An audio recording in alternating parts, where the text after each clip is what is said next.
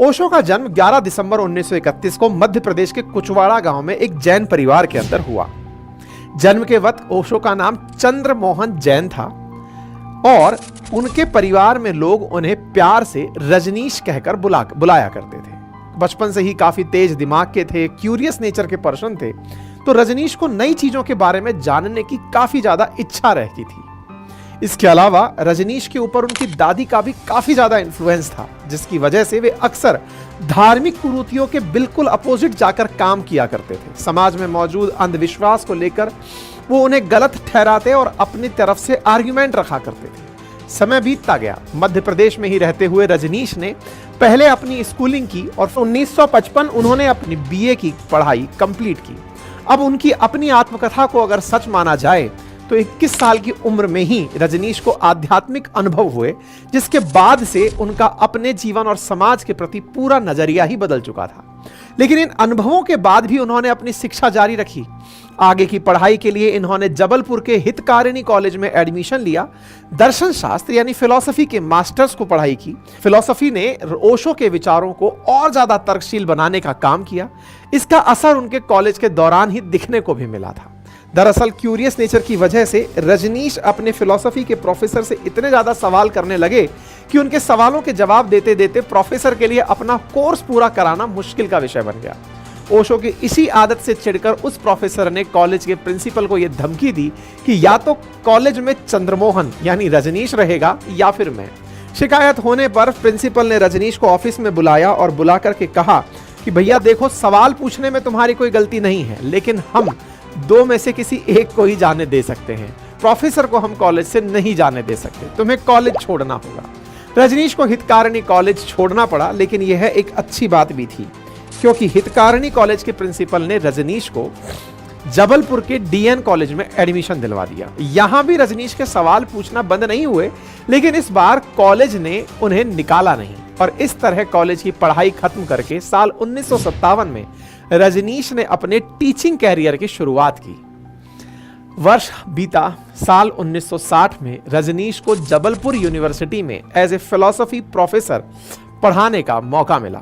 साथियों, रजनीश को अपने समय का बेस्ट फिलॉसफी प्रोफेसर माना जाता था, लेकिन रजनीश को फिलॉसफी से ज्यादा स्पिरिचुअल गुरु बनने में इंटरेस्ट था और इसके पीछे सबसे बड़ी वजह थी रजनीश चाहते थे कि अपने थॉट्स को वो ज्यादा से ज्यादा लोगों तक पहुंचाएं, जिसके लिए वो कॉलेज में पढ़ाने के साथ साथ अलग अलग जगहों पर शिविर लगाया करते, लोगों से धार्मिक कुरीतियों और राजनीतिक मुद्दों पर खुलकर बात किया करते। लेकिन रजनीश की पॉपुलैरिटी का जंगल की आग की तरह फैलने का सबसे बड़ा कारण था सेक्सुअलिटी के ऊपर उनके बेबाक बयान। जहां आज भी हमारे देश को लेकर खुलेआम बात करना बहुत असामान्य लगता है, वहीं ओशो इस काम को 60 के दशक में कर रहे थे, वे भी अपनी पब्लिक मीटिंग्स में, जिसका परिणाम यह हुआ कि उनके साथ कंट्रोवर्सीज होना शुरू हुई और इस बात से भी ओशो को फायदा हुआ क्योंकि उनकी कंट्रोवर्सीज ने उन्हें ज्यादा से ज्यादा लोगों के बीच में पहुंचने का काम किया। जैसे जैसे वो लोगों के बीच पॉपुलर होते चले गए, साल 1966 में उन्होंने टीचिंग का प्रोफेशन पूरी तरह छोड़कर स्पिरिचुअल गुरु बनने का रास्ता पकड़ लिया। यहां से शुरू होती है उनकी स्पिरिचुअल गुरु की जर्नी, जिसके बाद वे भारत के अलग अलग हिस्सों में घूमकर प्रवचन देने लगे और इस तरह लोग उन्हें आचार्य रजनीश के नाम से जानने लगे। साथियों, इन्हीं शिविर आयोजनों में ओशो की मुलाकात मुंबई में रहने वाली लक्ष्मी से हुई, कि सबसे पहली फॉलोअर बनी। ओशो ने उसका नाम बदलकर मां योग लक्ष्मी रख दिया। दरअसल नाम बदलने की इस प्रैक्टिस के पीछे ओशो का तर्क यह था कि जब कोई व्यक्ति अपने नाम को बदलेगा तभी उसे अपने पुराने जीवन से मुक्ति मिलेगी और वो सन्यास के रास्ते पर चल पाएगा। मां योग लक्ष्मी से मिलने के 1 साल बाद ही ओशो ने मुंबई में अपना मुख्यालय स्टैब्लिश कर लिया, जहां महायोग लक्ष्मी उनकी मेन असिस्टेंट के पोस्ट पर काम करने लगी। साथियों, यहां आपके मन में एक सवाल जरूर आ रहा होगा कि आखिर ओशो लोगों से ऐसा क्या बोलते थे जिसे सुनने के बाद लोग उन्हें फॉलो करने लगते थे। इसे समझने के लिए हमें साल 1970 में ओशो द्वारा शुरू किए गए नव संन्यास मूवमेंट को समझना होगा, जिसमें उन्होंने लोगों तक यह बात पहुंचाई कि एक सन्यासी बनने के लिए आपको ज्यादा कुछ छोड़ने की जरूरत नहीं है, आप लाइफ के सारे मजे लेते हुए भी एक सन्यासी बन सकते हैं। दोस्तों की भीड़ में से अलग उठकर कोई इंसान बिल्कुल ही अलग और यूनिक बात अगर बोलेगा तो लोगों के ऊपर इसका असर होना ही था। ओशो ने लोगों के सामने सन्यास का एक ऐसा आसान रूप रख दिया जिसे लोग बिना हिचकिचाए ओशो के मेथड के रूप में फॉलो करने लगे। अगर इसे और भी आसान भाषा में समझा जाए तो ओशो ने लोगों से कुछ ऐसा कहा कि अगर किसी चीज को पाने के लिए आपको 12 साल की मेहनत लग रही है तो आप गलत रास्ते पर चल रहे हो। आप मेरे सुझाए रास्ते पर चलो, आपको बिना मेहनत के 12 महीने में ही चीज मिल जाएगी जिसके लिए आप 12 साल तक की मेहनत कर रहे हो। यानी उन्होंने अध्यात्म और संन्यास को लेकर हजारों वर्षों से चली आ रही त्याग और तप वाले कंसेप्ट को बिल्कुल बेकार बताकर लोगों से कहा कि आप पूरे मजे के साथ सन्यासी और आध्यात्मिक जीवन जी सकते हो। फिर क्या था, आसान रास्ता भला किसको पसंद नहीं होता, जिसका नतीजा यह हुआ कि देखते ही देखते छोटे से लेकर बड़े लोग भी ओशो के फॉलोअर बन गए, जिनमें से एक बड़ा नाम था बॉलीवुड सेलिब्रिटी विनोद खन्ना का। ओशो का मानना था कि धर्म और राजनीति एक ही सिक्के के दो पहलू हैं, जिनका इकलौता उद्देश्य है लोगों को अपने कंट्रोल में रखना। ओशो अपने फॉलोअर्स को प्रवचन देते थे कि उन्हें पुरानी कुरीतियों वाले धर्म को फॉलो करने की बजाय अपनी लाइफ को खुलकर जीना चाहिए। साथियों, ओशो का यह नव संन्यास मूवमेंट सिर्फ भारत तक ही सीमित नहीं रहा। जैसे जैसे यह फेमस होता गया वैसे वैसे विदेशों से भारत आकर अंग्रेजों की जुड़ने की परंपरा शुरू हो गई। इन्हीं में से एक थी क्रिस्टीना वुल्फ, जिसे ओशो ने मां योग विवेक नाम दिया, जिसे आगे चलकर मां प्रेम निर्वाणों के नाम से भी जाना गया। मां प्रेम निर्वाणों ओशो की पर्सनल असिस्टेंट का काम करती थी। समय बीतता चला गया। साल 1972 आने तक ओशो इतने ज्यादा मशहूर हो चुके थे कि विदेशों से बहुत सारे लोग ओशो से मिलने आया करते थे और अब कुछ लोग आचार्य रजनीश को भगवान रजनीश कहकर भी पुकारने लगे थे। इसके अलावा भारत में भी ओशो के जो अमीर फॉलोअर्स थे वे ओशो को बेशुमार पैसा दान करते, जिसका यूज करके 1974 में ओशो ने मुंबई से शिफ्ट होकर पुणे के गोरेगांव पार्क में अपना परमानेंट आश्रम बनवा लिया। इस आश्रम में ओशो के अलावा 2,500 से 3,000 फॉलोअर्स भी रहा करते थे। यहां तक तो ओशो की लाइफ में सब ठीक चल रहा था। भले ही उनके साथ थोड़ा बहुत कंट्रोवर्सीज चल रही थी, लेकिन वह अपना काम बिना किसी रोक टोक के कर पा रहे थे। इस तरह से अगले 5 सालों के अंदर ओशो इतने ज्यादा पॉपुलर हो गए कि हर साल ऑलमोस्ट 30,000 विदेशी फॉलोअर्स ओशो से मिलने उनके आश्रम पुणे आने लगे। लेकिन फिर कुछ ऐसा हुआ जिसकी वजह से ओशो को भारत छोड़कर अमेरिका जाना पड़ा। कारण था 1969 में पब्लिश हुई उनकी एक किताब से समाधि। इस किताब के पब्लिश होते ही पूरे भारत में स्पिरिचुअल गुरु और हजारों की संख्या में आम जनता ओशो पर भड़क उठे।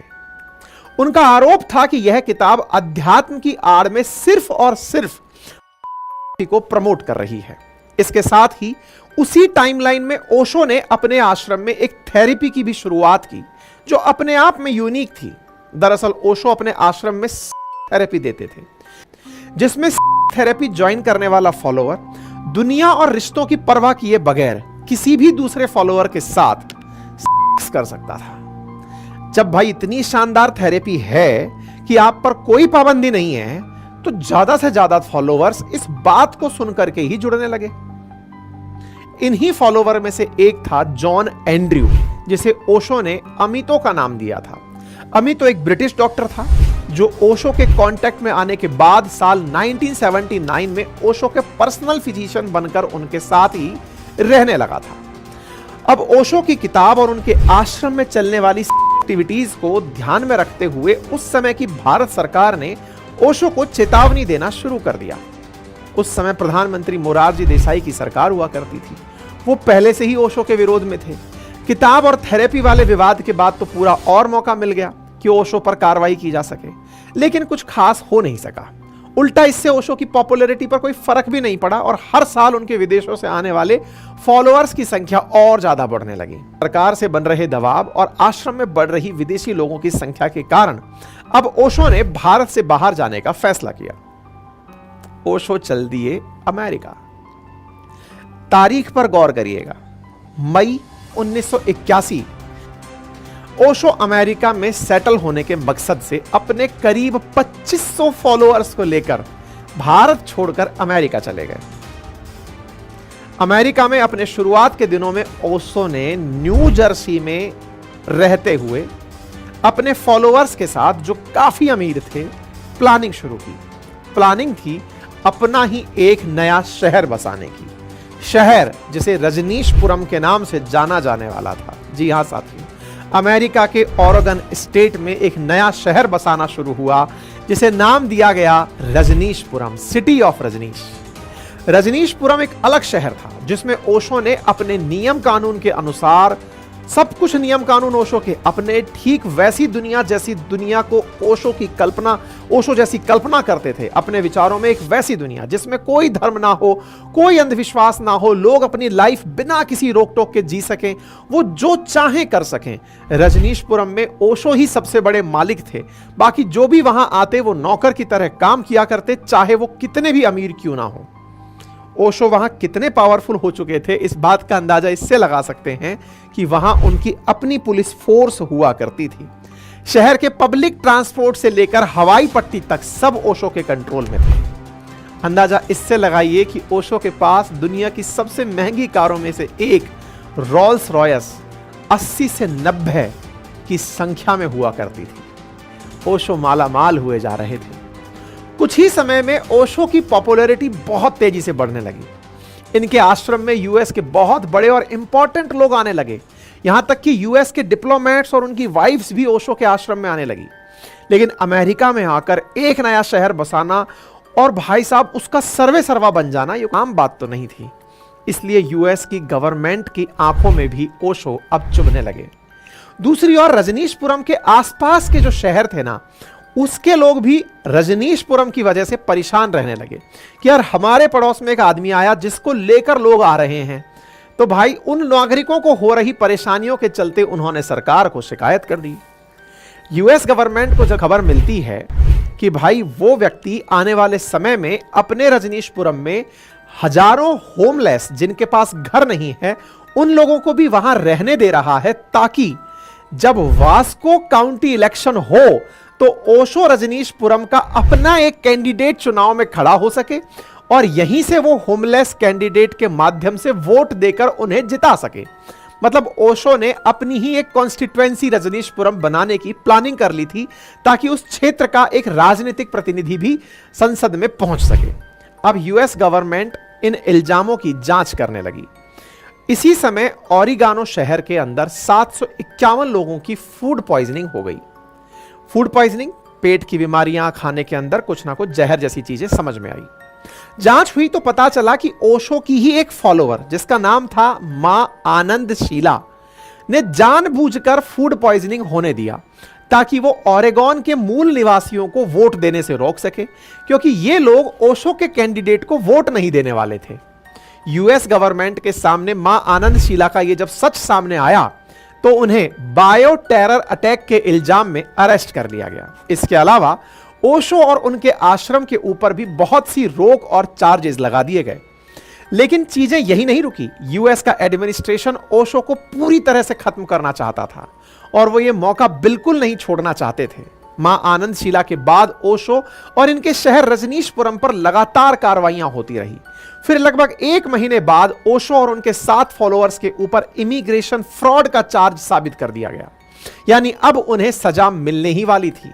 ओशो भी इस बात को जान चुके थे कि वो अरेस्ट होने वाले हैं। इससे बचने के लिए 28 अक्टूबर 1985 को प्राइवेट जेट से बरमूडा भागने की कोशिश की, लेकिन भागने से पहले ही ऑफिसर्स द्वारा इन्हें गिरफ्तार कर लिया गया। 81 से 85 मात्र 4 साल में एक शहर बसाकर वहां से भागने तक की तैयारी ओशो ने कर ली थी। ओशो को सीधा जेल में डाल दिया गया। जेल में रहते हुए उन्होंने कई बार अपनी बेल की अर्जी लगाई, लेकिन उसका कोई भी फायदा नहीं हुआ। अर्जी बार बार खारिज होती रही। जब आखिर में इनको बेल मिली तो इनके ऊपर $4 लाख का फाइन लगाया गया।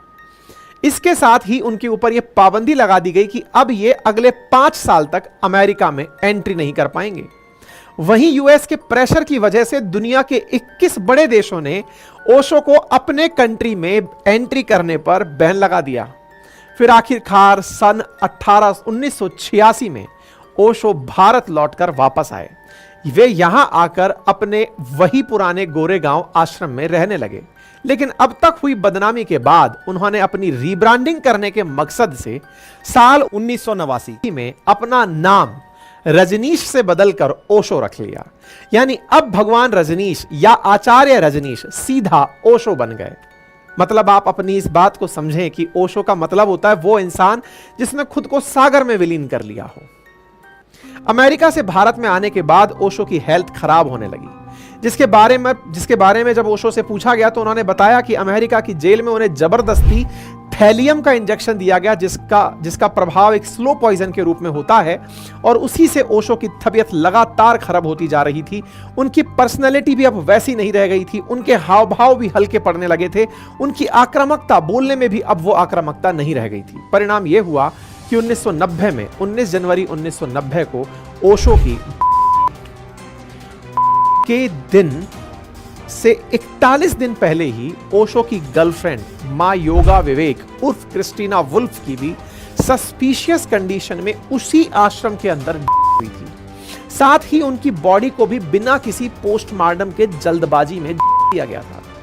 ओशो के साथ भी कुछ ऐसा ही हुआ। 19 जनवरी की दोपहर को ओशो के डॉक्टर गोकुल गुकानी को फोन आता है कि आश्रम में इमरजेंसी है, इसलिए जल्दी से आश्रम पहुंच जाइए। डॉक्टर गोकुल गुकानी पहुंचते हैं करीब 1 बजे आश्रम। वहां पर अमृतो रोते हुए गोकुल से कहते हैं कि ओशो अपना शरीर छोड़े हैं, जिस पर गोकुल बोलते हैं कि ओशो को वो बचा लेंगे, उन्हें ओशो से मिलने दिया जाए। लेकिन उन्हें ओशो से मिलने नहीं दिया गया। 3 घंटे बीत जाते हैं। फिर आश्रम में लगभग 5 बजे अमृतो उन्हें कमरे में आकर कहते हैं कि ओशो ने कुछ देर पहले ही त्याग दिए हैं। अब आपको इनका सर्टिफिकेट बनाना है और सर्टिफिकेट में की वजह कोई बीमारी बतानी है कि हार्ट की वजह से कोई बीमारी है जिसकी वजह से ये। इन सारी बातों का मतलब था कि किसी के सवाल उठाने पर ओशो को पोस्टमार्टम करने की स्थिति में ना जाने दिया जाए।